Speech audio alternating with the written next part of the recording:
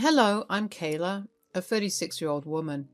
These past few months have been pretty draining, and so far I'm learning to do a lot of things all over again. I got into this situation thanks to my husband Tom, but I was miraculously saved a lot more pain thanks to someone who was a good person and actively looked out for me. But first, let me introduce you to the people in this story. The first person I want to introduce you to is my sister, Maya. Now, Maya is 6 years younger than me, and she's a very pretty woman. Growing up, we struggled a lot to get along, mostly because I was your classic nerd and she was a popular diva. She always made it a point to pick on me and for some reason seemed jealous of me at all times. My mom tried her best to alleviate all the tensions between us, but that didn't really work. When I moved out for college, she didn't really talk much, but after I graduated and when she was in her teens, we began to talk once again. Well, our relationship got a bit better, but we weren't the closest still. That was the best our relationship was ever going to get, and I was okay with that. The next person I'll introduce you to is my ex-husband, Tom. We met through work and clicked very easily. We dated for around 3 years before deciding to get married. We worked hard and managed to buy our first house together, although since I was the one making more money, the mortgage and deed were in my name. After about 2 years of marriage, Tom asked me if we could have children. Honey, I was wondering about something and I need you to think about this with an open mind. All right, what is it? I've been thinking that we've been together for a while now and maybe we could start a little family of our own. Tom, you know how I feel about that. I know. But we have the money for it and it would be really cute for us to have a couple of mini-me's running around, don't you think? Yeah, but they're a lot of work and responsibility. We're the most hardworking and responsible people we know. Come on. Give me some time to think over it, okay? I promise I'll do everything to help take care of them. Just remember that, okay? Even though I wasn't keen on having kids, I gave in because Tom kept bringing it up for a year. We had a son first, and then 3 years later we had our daughter. Initially, Tom was very helpful, but that quickly changed. Suddenly, I was responsible for taking care of everything at home, including the kids. After our first child, Tom insisted that I stop working because he had gotten the promotion which allowed him to earn more than me. I tried to fight him on it for the longest time, but I decided that it wasn't a hill I wanted to die on and made peace with my new life. Considering I would get pretty bored doing not much at home, I took to a new hobby, hosting dinners. I would invite my mom and sister a lot because they lived closer and my mother-in-law, Megan, whenever she was in town. Eventually, I began to feel comfortable in my new life. I got to spend a lot of time with my family, and that made me happy. Tom and I were doing okay. I had been going through some trauma after giving birth to our second child, where I almost died, so that did have some effect on our relationship. I didn't think anything else was wrong, but oh, how wrong I was. I was cleaning the house and my room to be more clear when I happened to come across a pair of panties that I knew were not mine. I felt my heart drop as I stared at the underwear. The only question running through my mind at that point was I not enough for him? I knew that I had been behaving differently, but I had just given birth to our second child, and sure, it had been over a year since that happened and I was still feeling the effects of the birth. I had been going to therapy for a while and I was making slow progress, but I didn't think it was enough progress because Tom was cheating on me. Once the shock wore off, all I felt was anger and betrayal. I needed to know who my husband was cheating on me with and why. I decided to first send Tom a picture of the underwear I found and asked him whose they were. Then I went through his laptop. I logged into his various social media accounts and went through his chats. At first, I didn't see any unknown women in the chats. That only made me more confused. I went through his messages as well and came up with nothing. In my desperation, I decided to go through every chat. At that time, I did think it was stupid of me to do that because everyone in his contacts was someone I knew. I didn't think that anyone in my life was actually capable of hurting me that much. That's when I realized that in every place that I looked, I saw my sister's contact ID first. That hadn't rung any alarm bells in my head at first because, come on, why would my sister's and my husband's talk raise any alarms? I decided to go through their chats. And that's when I felt the bile rise in my throat.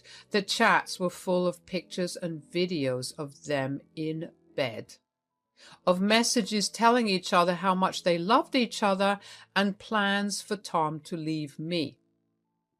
I couldn't believe that my own sister would have been a part of something so horrible. We never had the best relationship growing up, but to do this was a whole new level of betrayal. The first thing I did was actually throw up because I was just so incredibly disgusted by both of them. The second thing I did was call Tom, but he didn't pick up. I called him a few times, but he didn't answer, so I called my sister Maya. Hey, what's up? Don't hey, what's up me. Geez, what's got your panties in a twist? I don't know about mine, but I do know that I'm staring at a pair of yours in my bedroom right now. Oh? Have you been sleeping with Tom? Oh, yeah, for a while now. Why? Kay, come on, all of us know that you've gotten a bit boring. So you chose to sleep with my husband? Did the fact that I'm your sister not even stop you? Look in my eyes. I was doing you a favor. I was getting Tom off your back so you could focus on taking care of your kids. Are you okay in the head? That's the dumbest crap I've ever heard.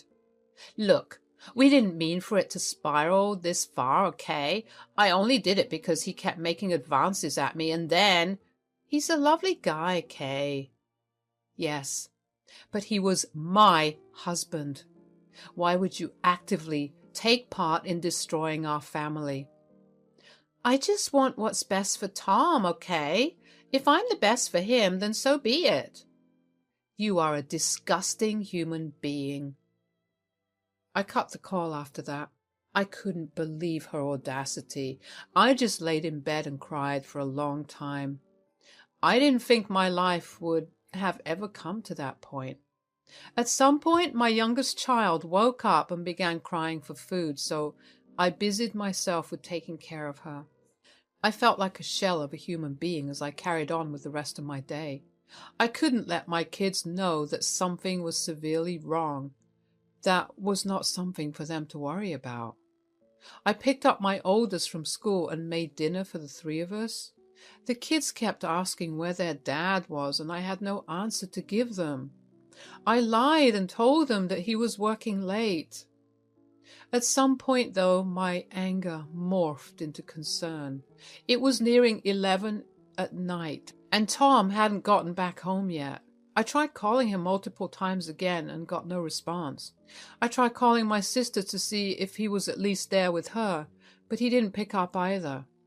I had been so tired and drained from everything that day that I ended up just heading to bed.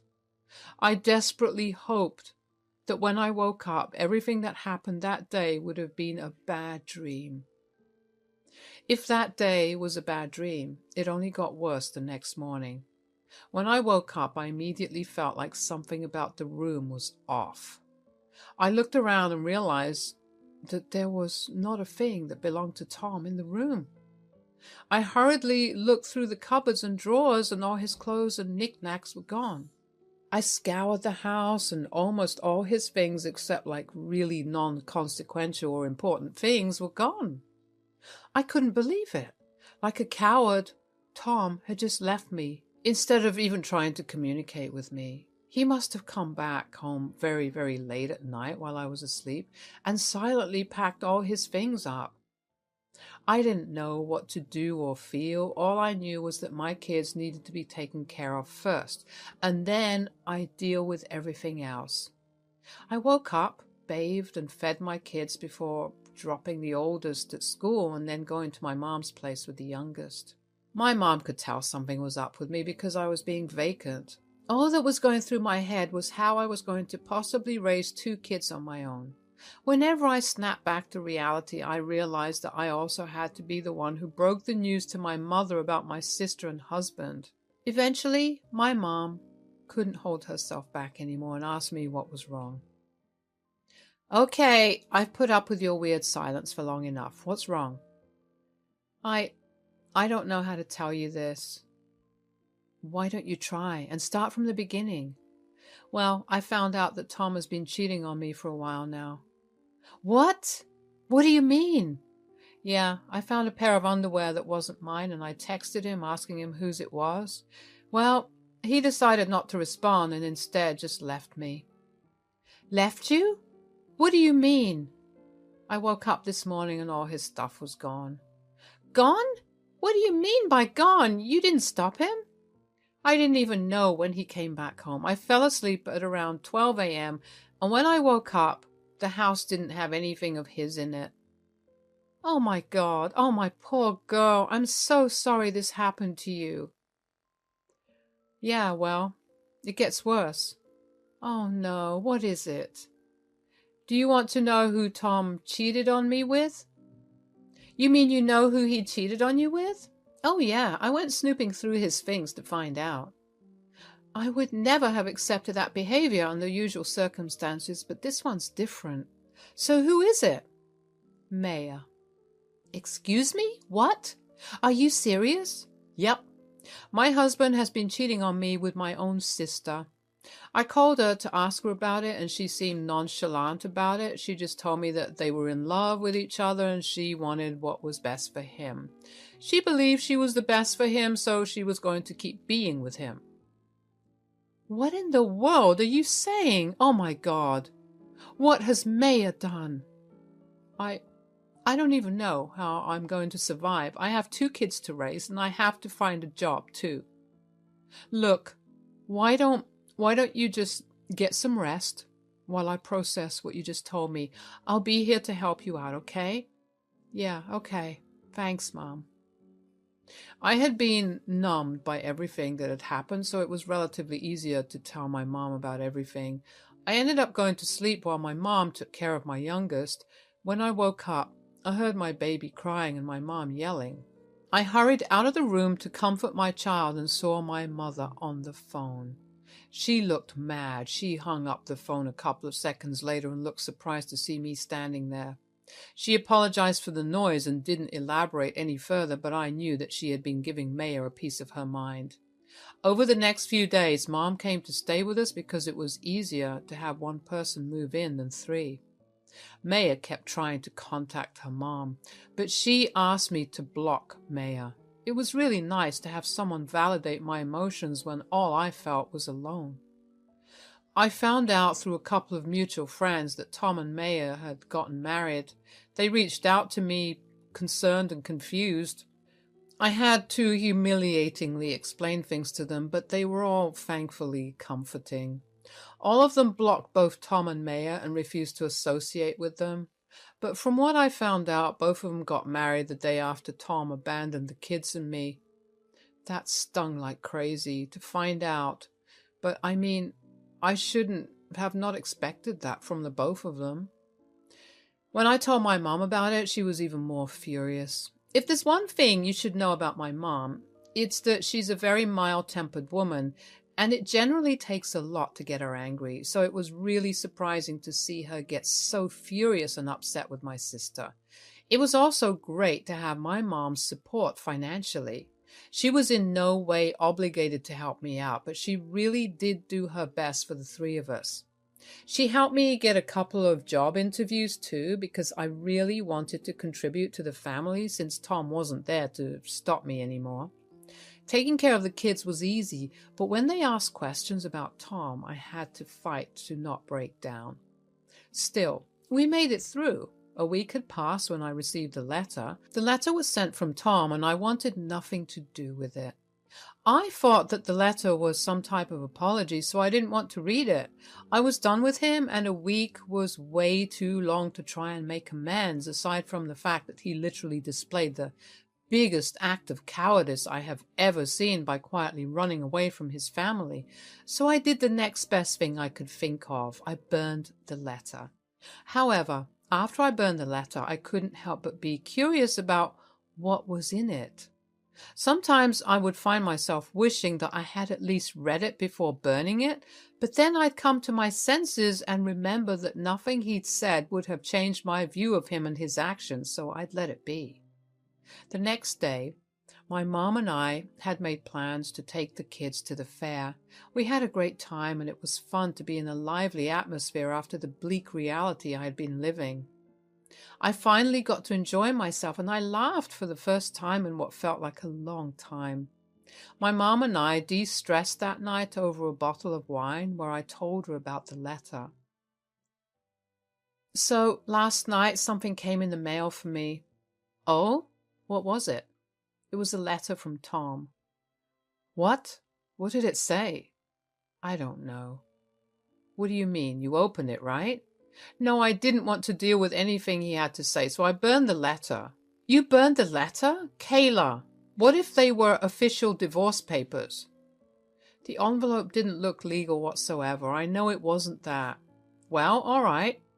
If you say so, what do you think was in it? I don't know, maybe a half-hearted apology or even a request to return his last remaining things? I wouldn't put it past him to do that. But how are you feeling about this whole thing now? Well, today was definitely a good day. It's hard, especially when the kids keep asking me where their dad is. I mean, what do I even say? I guess it gets better as the days go by, but only marginally better. As long as it's getting better. I'm always going to be here for you, and just so you know, I'm working on disowning your sister. Everything I have will go to you and the kids. Oh, Mom, that means a lot to me. But are you sure you want to do that? Maya is still your daughter. I know you girls have had your differences growing up, but to do this when both of you are well into adulthood and be so unapologetic about it is unforgivable. I raised the both of you better than this, and Maya clearly did not care for it, so she's no longer my daughter. Obviously, I would have been upset if Mom's mind changed so easily when I asked her if I was sure.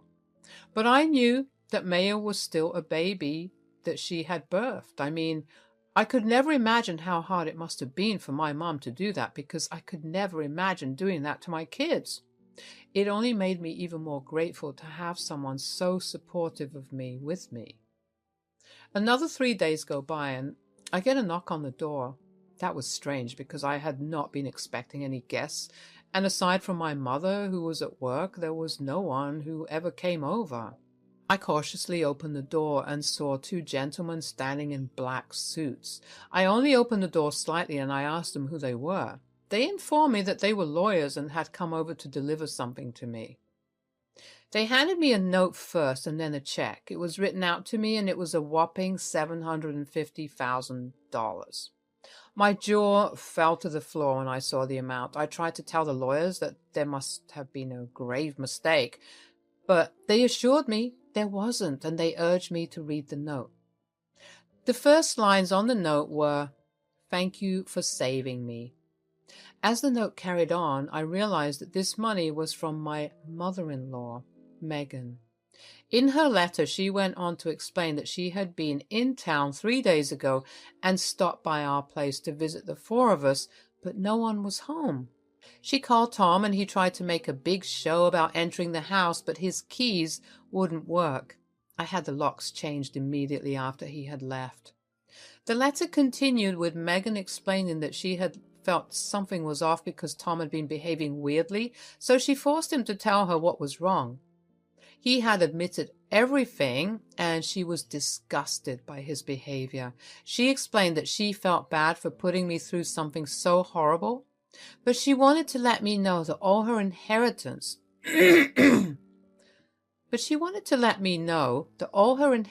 was going to me and her grandkids.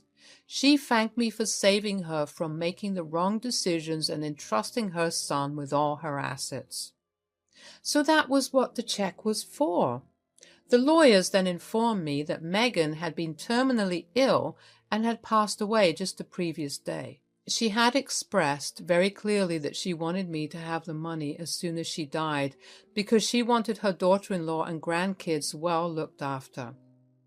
Tears welled up in my eyes at the gratefulness and loss of Megan. Megan was truly an amazing woman who always stood for what was right. It was one of the many reasons that Tom had always felt so scared of her, yet I found her comforting. She truly had been a woman of her word and supported me until the very end of her life.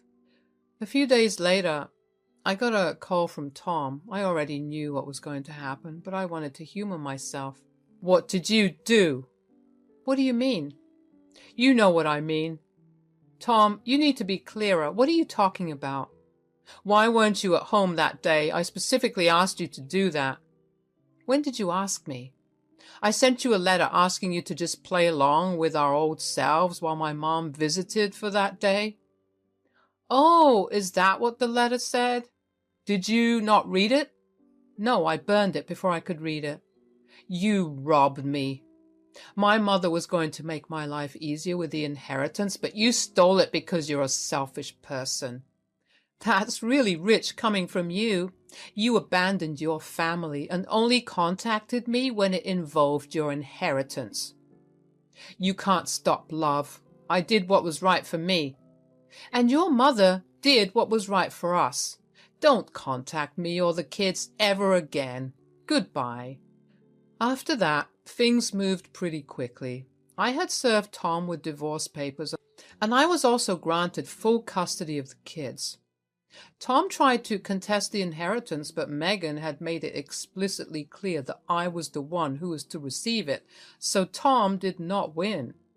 Tom and Maya have tried to hound me and emotionally blackmail me into giving them the inheritance or a portion of it, but I have stood firm in saying no.